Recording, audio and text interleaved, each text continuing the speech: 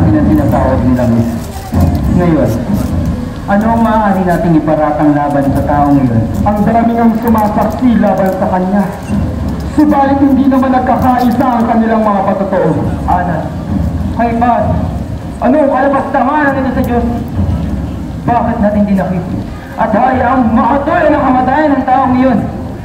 Alam nyo, wala siyang kasalanan, Kaypan.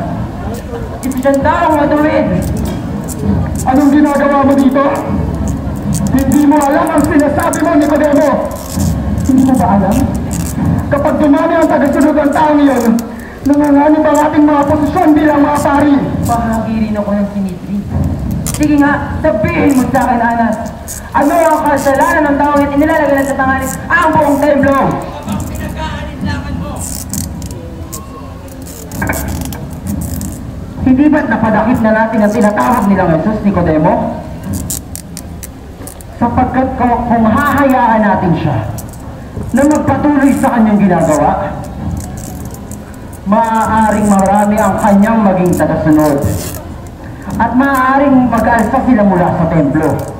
Hindi mo man lang ba naiisip na kapag sila'y nag-alsa sa templo, malalagay sa alanganin ng ating mga buhay? Hindi mo ba alam ang ginawa niya sa templo? Nicodemo, winasak niya ang ating mga kalakal. Winasak? Anak, marapat lamang na tayo sa akin sapagkat nililan ninyo ang mga tao. Hindi ba kayo nahihiya mga punong pari? Inaabusot niyo sila. At matinding korupsyon ang ginagawa ninyo. At talagang naniniwala ka sa kanya? Kung gayon, hindi siya kailangan sa Sanhedrin.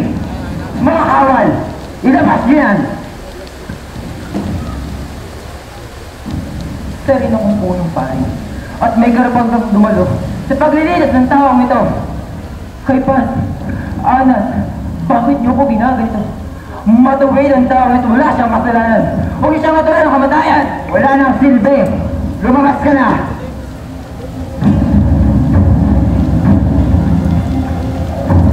Ano ba gawin natin?